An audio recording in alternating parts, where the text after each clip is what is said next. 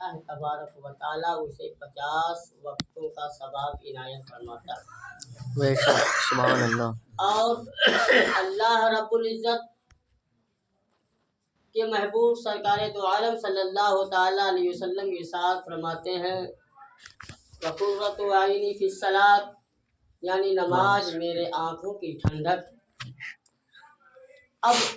آپ اللہ تبارک و تعالیٰ نے 1,24,000 2 لاکھ کم و بیش انبیاء کرام کو اس دنیا میں بھیجا،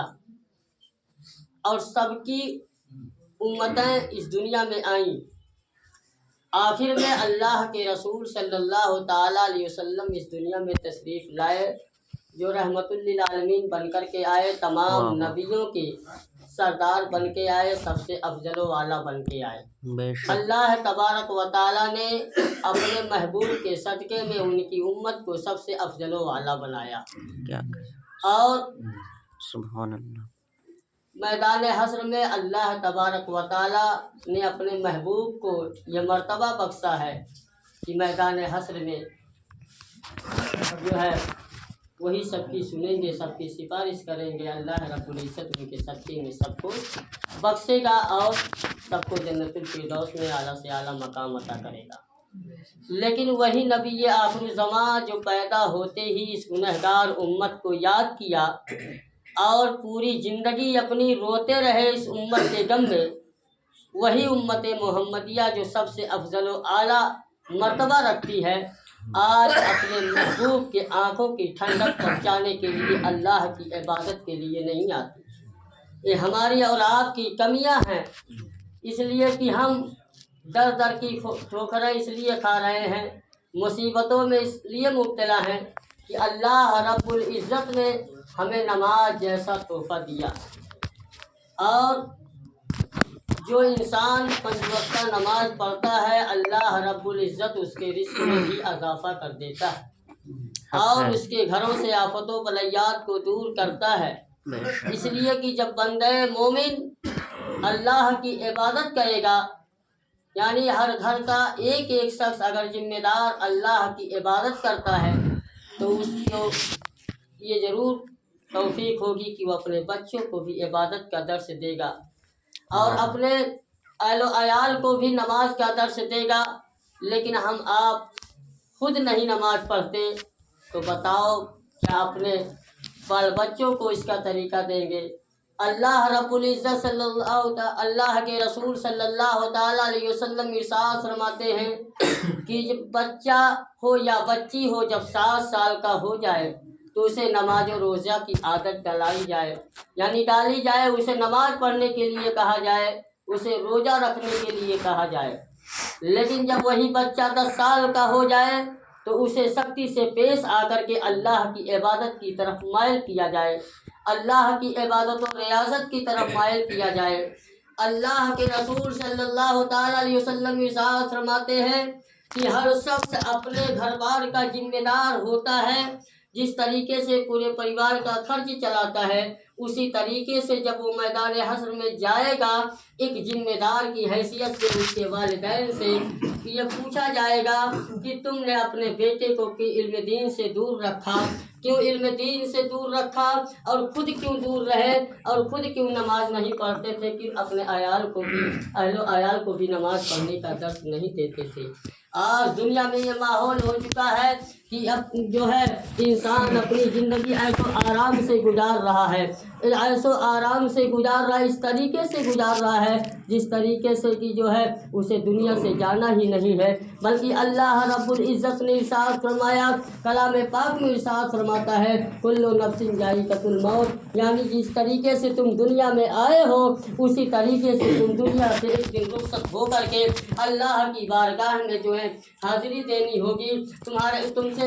قبر میں سوال و جواب کیا جائے گا، اور تمہارے سوال و جواب جب जब कब्र में सही होंगे तो आपको जो है आपके नामे आमाल के हिसाब से आपको अज़ाब और सवाब दिया जाएगा। और अगर आप कब्र में सवालों जवाब आसानी से दे लिए तो मैदान हश्र तक, जब तक मैदान हश्र कायम नहीं होगा, आपको कब्र के अंदर सुकून और आराम मिलेगा। लेकिन जो ही तुम जो है कब्र में अगर उसके सवाल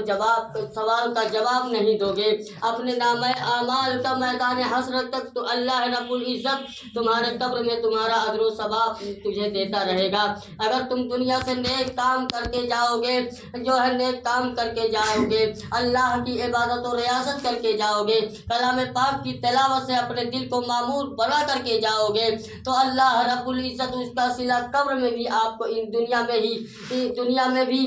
तो आपको उसका अजर सवाब मिलेगा। लेकिन जब कब्र में जाओगे तो उसका जो है अजर सवाब आपको कब्र में मिलता रहेगा। और यही नहीं बल्कि जब तक मैदान हश्र कायम नहीं होगा, आप कब्र के अंदर सुकून के साथ उस कब्र में रहोगे। अल्लाह तबारक व तआला जो है जो पूरे जिंदगी का आपका अजर सवाब है, उस कब्र में आपको उसका अजर सवाब मिलेगा। लेकिन ऐ बंदे मोमिन, आज तो हमारा दौर ये है कि हमें 1 घंटा और 2 घंटा होटलों पे बैठ करके अब जो है अपने भाइयों की बुराई करने का टाइम है, इधर उधर की बातें करने का टाइम है, अखबार पढ़ने का टाइम है। लेकिन हय्या अलस सलाह हय्या अलल फलाह की सदा गोश्ती है। हमारे पास 15 मिनट 10 मिनट वक्त नहीं निकलता कि लाओ जो दुनिया से जाने के बाद काम आएगा, दुनिया से जाने के बाद हमारे काम आएगा, उसको जो है उस अल्लाह की इबादत कर ले। और अल्लाह की इबादत और रियाजत करने के बाद जो है हम अपने रूह को सुकून बख्शे। अल्लाहुम्मा सल्ली अला सय्यिदना व शफीना मौलाना मुहम्मद बारिक व सल्लिम व सलामुन अलैका हबीबी या रसूलुल्लाह सल्लल्लाहु तआला अलैहि वसल्लम। तो अल्लाह रब्बुल इज़्ज़त कलाम पाक में इरशाद फरमाता है, इन्ना सलाता तन्हा अनिल फहशाई वल मुनकर, बेशक नमाज बेहयाई और बुरी बातों से रोकती है, मना करती है। आप कहेंगे कि हम नमाज तो पढ़ते हैं, लेकिन जो है नमाज पढ़ने से हमारे घर की आफत नहीं जाती, बलैयात नहीं जाती, हम परेशान हाल रहते हैं। हमारी और आपकी कमियां हैं, इसलिए कि जो अल्लाह की इबादत सिद्ध दिल से करता है, जो है सुकून और इत्मीनान से करता है, अपने दिल को खुदा की तरफ माइल करके करता है, अल्लाह तबारक व तआला अपनी रहमत से उसे नवाजता है। आप जरा बताओ कि आप 5 वक्त तो नहीं आते, लेकिन जब नमाज जुमा में आते हो तो आपको मस्जिद में कितना सुकून मिलता है, बहुत ही ज़्यादा सुकून मिलता है, आराम मिलता है। इसी तरीके से जब आप 1 वक्त 2 वक्त 3 वक्त 5 वक्त आने लगेंगे तो आपका ये दिल पुकार करके कहेगा, जब आप गुनाहों की तरफ बढ़ेंगे, ये दिल कहेगा कि तुम किस तरफ जा रहे हो। क्या नमाज पढ़ने का सिला यही है कि अब तुम अपने पैरों को गुनाहों की तरफ बढ़ाओ, अपने हाथों को गुनाहों की तरफ बढ़ाओ, अपनी ज़बान को गुनाहों की तरफ खोलो? नहीं, ये दिल जब आपको झिझोड़ करके कहेगा, ये इबादत